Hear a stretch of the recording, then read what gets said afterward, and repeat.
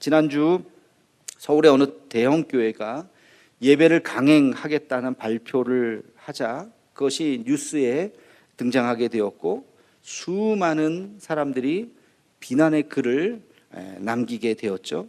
엄청난 그 비난의 댓글들이 그 기사 아래에 쏟아졌더라고요. 신천지나 전광훈이나 교회나 다 똑같다. 이 정도 댓글은 양반입니다. 기독교인 진짜 말 안 듣는다. 교회를 다 폐쇄시켜야 된다. 이 정도 글도 아주 양반입니다. 더 이상 참 제가 말할 수 없는 그런 욕 같은 댓글들이 얼마나 많이 달려져 있었는지 모르겠습니다.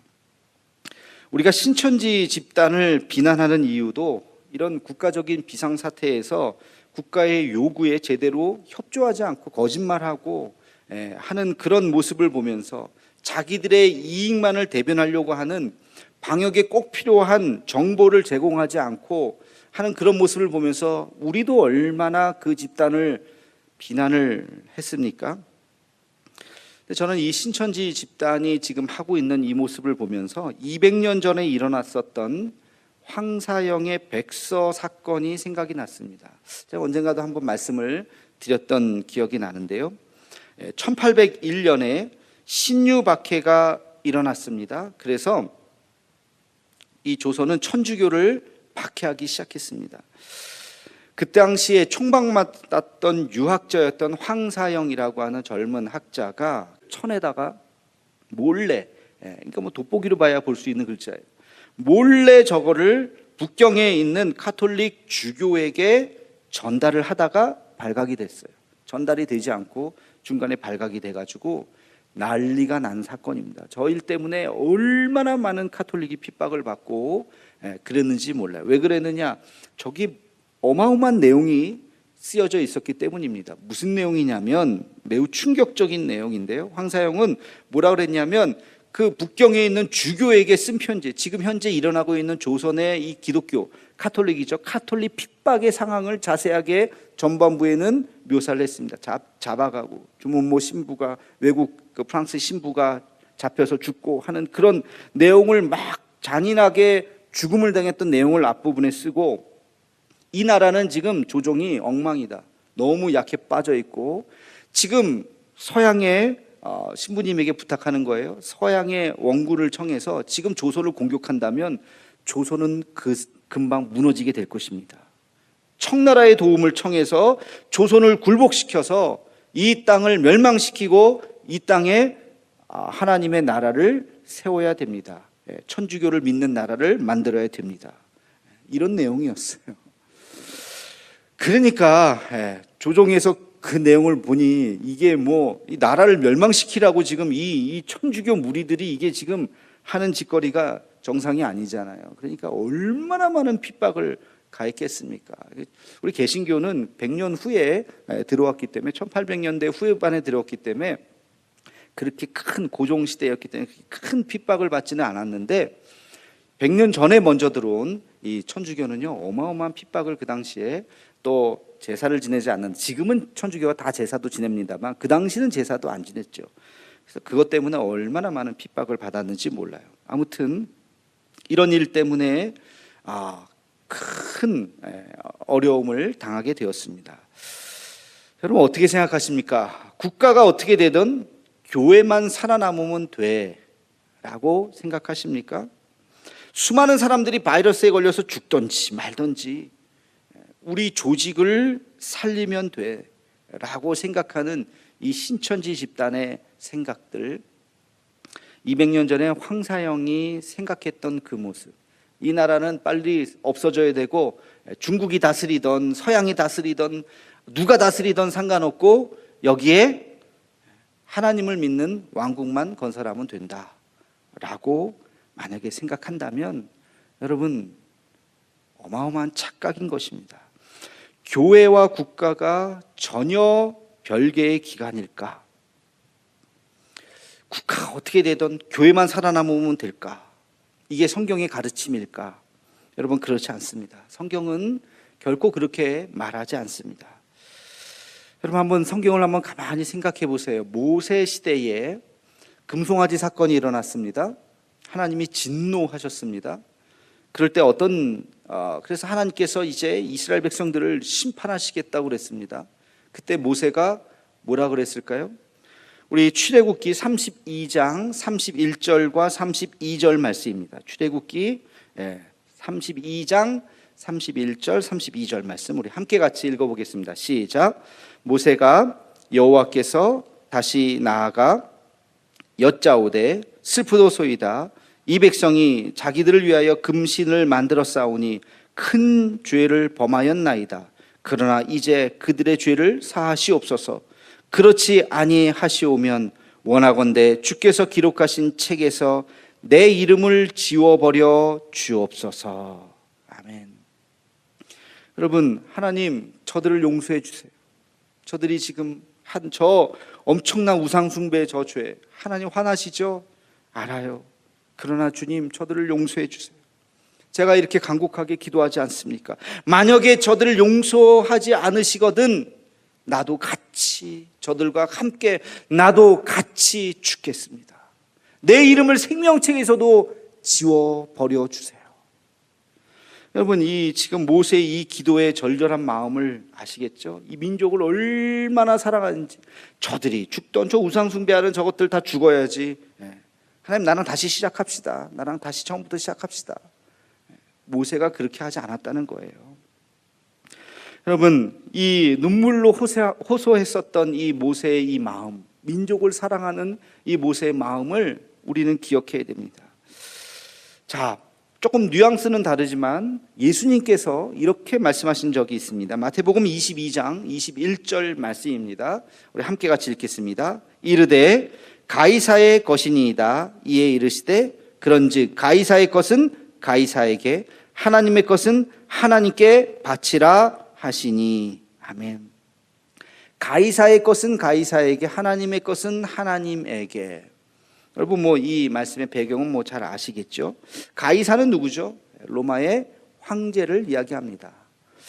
로마의 황제의 문양이 써 있는 그 동전이 하나님의 성전에 쓰는 성전세 낼 때 쓰는 그 동전과 그리고 세상 사람들이 그냥 통용되는 시장에서 통용되는 그 동전과 달랐어요. 그래서 성전에 와서 하나님 앞에 예물을 드릴 때는 그 세상에서 통용하는 그게 가이사의 얼굴이 새겨져 있는 그 동전을 성전에서 쓰는 동전으로 바꿨습니다. 바꿔서 하나님 앞에 드려야 했습니다. 지금 그 얘기를 하는 거예요. 그때 예수님께서 가이사의 것은 가이사에게, 하나님의 것은 하나님에게 내라. 여러분, 이 말씀의 의미가 뭐냐면 그 당시에 이 세상을 지배하고 있었던 로마 제국 이 시스템을 인정했다는 것입니다. 로마 제국을 부정하지 않으셨어요. 그 로마 제국에서 말하는 법과 질서를 예수님도 순종하고 따르고 있었습니다. 그걸 어떻게 알아요? 예수님께서 십자가에 달려 돌아가셨을 때 그냥 잡아다 죽은 게 아니죠. 나름대로 재판을 했잖아요. 그렇죠? 빌라도의 법정에서 재판을 했잖아요. 불법 재판이었고 불의한 재판이었지만 그러나 예수님은 이거 말도 안 되는 재판이야. 나는 죄가 없어. 그러면서 나는 무죄요. 그러면서 돌아가시지 않았어요. 불법 재판이었고 불의한 재판이었지만 예수님께서는 그 재판을 받아들이셨어요. 인정하시고 그 재판의 결과로 십자가에 달려 죽으셨던 것입니다. 반발하지 않으셨던 것입니다. 다시 말하면 로마의 시스템을, 그 당시에 로마 제국의 시스템을 그냥 예수님께서는 인정하셨던 것. 그 안에서 교회라고 하는 그 믿음의 싹이 성장하기를 바라셨던 것입니다. 자, 이 예수님의 이 생각이 바울에게 이어집니다. 여러분, 우리가 오늘 읽은 본문 말씀 다시 한번 읽어보겠습니다. 로마서 13장 1절 말씀입니다. 시작. 각 사람은 위에 있는 권세들에게 복종하라. 권세는 하나님으로부터 나지 않음이 없나니 모든 권세는 다 하나님께서 정하신 바라. 아멘. 이 권세에 복종하라. 권세는 바로 국가 권력을 의미하는 것입니다. 그 당시의 국가 권력. 바울이 살고 있었던 시대도 역시 로마의 시대였습니다. 그러나 바울은 그 로마의 그 체제를 인정했어요. 디모데전서 2장 1절에서 2절에 보면 바울은 이렇게 또 이야기합니다. 우리 함께 같이 읽어보겠습니다. 그러므로 내가 첫째로 권하노니 모든 사람을 위하여 간구와 기도와 도고와 감사를 하되 임금들과 높은 지위에 있는 모든 사람을 위하여 하라. 이는 우리가 모든 경건과 단정함으로 고요하고 평안한 생활을 하려 함이라. 아멘. 누구를 위해서 기도하라 그래요? 임금과 높은 지위에 있는 사람을 위해서 먼저 기도하라. 바울은 그렇게 이야기하고 있습니다. 다시 말하면 이 교회라고 하는 것은 이 국가와 매우 밀접한 관계를 가지고 있다는 것입니다. 그 어느 복음이 어느 지역에 들어가도 그 나라의 국가를 부정해서는 안 되는 것입니다. 인정하고 수용하고 그 복음이 들어가는 교회가 세워지는 그 나라의 시스템을 잘 받아들이라고 말씀하고 있는 것입니다. 여러분, 종교개혁자 칼빈, 우리 칼빈은 잘 알아야 돼요. 우리 장로교를 만든, 우리 프레스바이테리언이라고 하는데, 우리 개혁 장로교라고 하는데, 우리가 믿는 이 개혁 장로교를, 종교개혁을 막 할 때 이 시스템을 만든 사람이 장 깔뱅이죠. 그가 기독교 강요라고 하는 어마어마한 책을 썼어요. 아주 굉장히 중요한 책입니다. 성경 다음으로 중요한 책이라고 칼빈주의자들은 그렇게 얘기할 정도로. 근데 여기에 제4권 제20장이 보면 국가 통치라고 하는 장이 있습니다. 여기에 보면 이 칼빈이 뭐라고 이야기하냐면, 그는 교회와 세상 통치를 분리시키려고 했었던 그 당시에 제세례파라고 있었어요. 작은 기독교를 믿지만 작은 집단이었는데, 그들은 교회와 세상 통치를 분리시키려고 했어요. 그러니까 한마디로 국가 말을 듣지 않는 거예요. 이 제세례파, 그리고 국가가 교회를 지배하려고 했었던 절대 왕권은 교회를 지배하려고 했었죠. 이 양쪽의 극단을 우리가 구분해야 된다는 것입니다. 그렇게 치우쳐서는 안, 국가가 교회를 지배해서도 안 되고, 그리고 제세례파처럼 그 교회가 국가를 등을 돌려서 국가가 뭐라 그러든지 말든지 우리끼리 그냥 잘 살자, 그렇게 해서도 안 된다는 것입니다. 그러면서 교회는 국가와 상호 유기적인 관계를 잘 가져야 한다, 그렇게 이야기합니다. 그래서 교회는 국가 제도를 부인해서도 안 되고 거부해서도 안 되고, 그리고 교회가 국가의 권력을 가지려고 해서도 안 된다는 것입니다. 그래서 제가 교회가 정치에 참여해서는 안 된다는 이유가 바로 여기에 있는 것이죠. 교회가 어떤 세상의 권력을 가지려고 하면 안 된다는 것입니다. 이것이 칼빈의 이야기입니다. 그래서 칼빈은 그 당시 스위스 제네바시의 고문으로 있었어요. 고문으로 있으면서 그의 관심은 하나님의 말씀이 이 땅에 새로 세워지는 것입니다. 하나님의 말씀이 이 국가의 법에 어떻게 적용을 해서 어떻게 이 시민사회를 만들어 갈 것인가에 관심이 있었습니다. 그래서 만든 것이 대의 정치잖아요. 투표를 통해서 대의원을 뽑고 그 지도자들, 대의원들을 통해서 이 나라를 만들어가는 것, 그게 오늘날 장로제도죠. 장로교는 장로를 뽑죠. 그 장로가 당회를 이루고 당회가 이 교회를 이끌어 나가는 거죠. 이 시스템이 제네바시에서 그대로 오늘날 우리의 국회를 뽑는 것입니다. 이제 국회의원 선거 얼마 안 남았는데 우리가 투표를 통해서 국회의원을 뽑죠. 그 국회의원들이 국회를 이루어서 나라를 이끌어 나가는 이 시스템을 바로 이 칼빈이 만들게 되었던 것입니다. 민주주의의 시작이 바로 이 스위스 제네바에서 만들어지게 된 것입니다. 500년 전에. 여러분, 교회는 어느 국가, 어느 체제 안에서도 존재합니다. 그렇죠? 2000년 동안 교회사를 한번 생각해 보세요. 왕정 시대에도 있었어요. 왕정 시대에도 교회는 있었습니다. 공화정 시대에도 교회는 있었습니다. 독재 시대에도 교회는 있었습니다. 물론 독재자 중에 교회를 싫어하고 뭐라는 사람도 있었지만 그냥 교회를 그냥 인정한 사람들도 있었어요. 공산권에도 교회가 있습니다. 내가 예수를 믿는다는 것과 내가 어떤 통치체제에 산다고 하는 것은 사실은 별개의 문제예요. 공산권에서 신앙을 유지하는 것이 쉽지는 않죠. 그러나 그 안에서도 믿을 수 있고요. 왕정 하에서도 교회는 존재할 수 있는 것입니다. 내가 예수를 믿는다는 거하고 정치적으로 내가 보수냐 진보냐 하고는 아무 관계가 없어요. 여러분, 예수 믿으면 교회 다니면 보수가 돼야 된다고 생각하는 것은 크나큰 착각이에요. 그렇지 않습니다. 이거는 한국 교회의 아주 어떻게 보면 좀 왜곡된 현실의 상황인 거예요. 내가 진보적인 생각을 갖느냐 보수적인 생각을 갖느냐 하는 것과 신앙생활하는 것하고는 아무 관계가 없어요. 예수 믿는 사람은 다 보수여야 돼. 정신 나간 사람들이 그렇게 얘기하죠. 절대 관계없습니다. 반대로 예수 믿는 사람은 다 진보여야 돼. 무슨 상관이에요. 그거는 내가 어떤 정책을 지지하고 안 지지하는 것이지 그거랑 관계가 없는 것입니다. 교회는 어떤 국가 시스템이든지 그 국가 시스템을 인정하고 우리가 살고 있는 이 국가 시스템이 보다도 정의로운가? 왜? 성경에서는 정의를 이야기하기 때문에.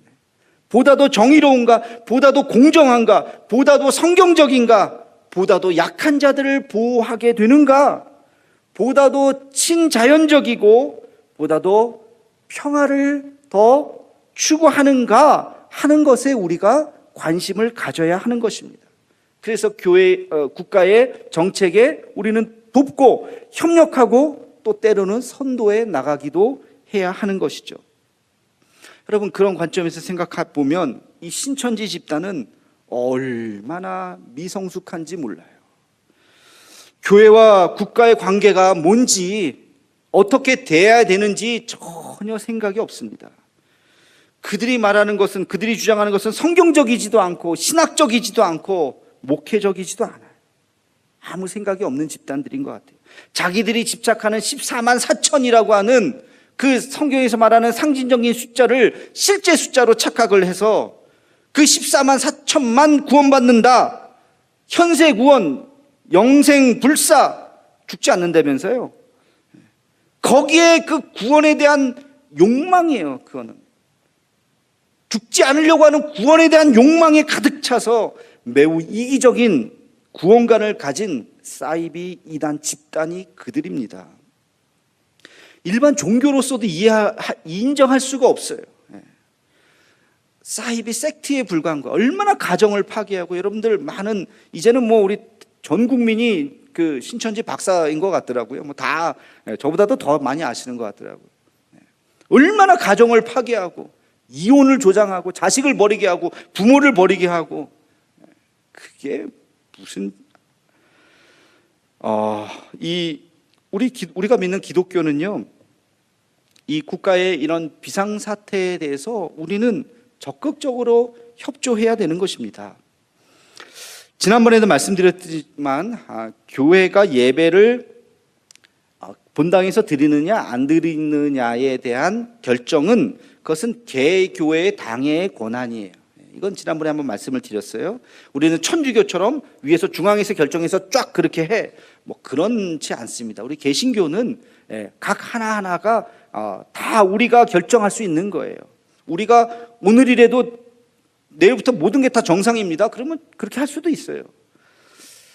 그러나 건강한 교회라면, 교회와 국가의 관계를 건전하게 생각하는 그런 교회라면 이 비상 상황에 대해서 국가의 전염병 방역 시스템에 우리는 적극적으로 우리는 협조해야 하는 것입니다. 그리고 교인들이 흩어져서 예배를 드리는 것에 대한 믿음을 가져야 돼요. 경건한 마음으로 지금 이 시간 흩어져서, 우리 잠시 후에 이 예배의 영상을 각 가정에서 보게 될 텐데 그들이 예배를 잘 드릴 거라고 하는 믿음을 가져야 돼요. 여러분, 이스라엘 백성들이요, AD 70년에 유대전쟁이라는 걸 겪었습니다. 66년부터 70년까지 4년 동안 어마어마한 전쟁을, 그 결과가 어떻게 됐느냐, 유대인들이 나라를 잃어버렸어요. 이스라엘 그 땅, 가나안 땅에 살 수가 없이 완전히 뿔뿔이 흩어져 버렸습니다. 이민족이 거기를 살기 시작했어요. 그렇게 몇 년? 10년? 아니요. 100년? 아니요. 1000년? 아니요. 2000년. 나라를 빼앗긴 지 한 200년쯤 지나면요, 그 민족이 뭐 숫자는 많습니까? 유대인들이 많지도 않잖아요. 그냥 혼혈돼 갖고 싹 없어져요. 역사적으로 그런 민족이 얼마나 많은지 몰라요. 다 그냥 이민족 저민족 그냥 다 이렇게 혼혈돼 갖고 기록으로만 남아있지 그냥 다 없어집니다. 다. 근데 숫자도 적은 그 유대인들은요 2000년 동안 나라를 잃어버렸는데 1948년에 나라를 회복했어요. 이스라엘이라고 하는 그 나라로 전 세계에 흩어졌었던 이스라엘인들이 모였어요. 그리고 그들이 믿었던 그 하나님 여호와 하나님 구약 성경을 가지고 그들이 국가를 재건했습니다. 전무후무한 일이에요. 역사적으로 없는 일입니다. 그들은 그 장소에 모였을 때 그들의 믿음을 잃어버리지 않았습니다. 2000년 동안 뿔뿔이 흩어져서 살았는데 회당이라고 하는 것을 만들어서 그들의 신앙의 정체성을 자손들에게 그 자녀에게 몇 대가 흘러갔겠습니까? 2000년 동안 수십 대, 수백 대, 수천 대를 흘러가면서 그들이 그 믿음을 잃어버리지 않고 하나님을 신뢰하는 그 믿음을 가지고 1948년에 그 자리에 모여서 지금의 이스라엘을 만들었던 것입니다. 여러분, 우리도 마찬가지. 지금 뭐 한 달 흩어졌다고? 아니요. 우리 성숙한 대도의 성도들은 언제 다시 이제 분당에서 모입시다. 이제 모여도 됩니다. 그럴 때 정말 1, 2층 모여서 반갑습니다. 보고 싶었습니다. 하는 모습으로 우리가 모여서 함께 예배드릴 가득 차서 아름다운 하나님 앞에 찬양을 드리면서 그렇게 가득 찬 예배를 드리는 날이 올 줄로 믿습니다. 우리 교우들이 이런 국가적인 비상사태, 전무후무한 이런 일에 흩어져서 예배드리는 것에 대해서 우리가 받아들이고 한치의 흐트러짐 없이 다시 이 성전을 메워서 다시 그것이 다음 주가 될 수도 있어요. 또 갑자기 또 사태가 안 좋아지면 한 달 후가 될 수도 있어요. 아무도 지금 장담할 수 없습니다. 어떤 상황이든지 우리가 함께 같이 모여서 예배드리는 그날이 올 줄로 믿습니다. 교회는 국가를 존중하고 따라야 하며 국가는 교회를 인정하고 보호해야 하는 것입니다. 만약에 국가가 교회를 보호하지 않고 핍박을 한다면 우리는 국가에 대해서 대항할 수 있습니다. 히틀러 정권에 대해서 그 교회들이 대항했던 것처럼 이것이 교회와 국가의 건강한 관계이고 이것이 교회가 국가를 선도하는 방법인 것입니다. 교회가 국가와 또 국민들의 걱정거리가 되어서는 안 돼요. 오늘도 아마 많은 대형 교회들이 예배를 드린다는 그런 소식을 제가 어저께 들었어요. 한편으로 걱정이 되더라고요. 분명히 카메라가 들이댈 텐데 수백 명이 수천 명이 앉아있는 그 현장을 또 보여주면서 기자들이 이래서 되겠습니까? 또 아마도 그럴 텐데 그러면 세상 사람들이 교회를 뭐라고 이야기할까? 또 어마어마한 그 욕설과 댓글이 또 담기지 않을까 하는 그런 안타까운 마음이 있습니다.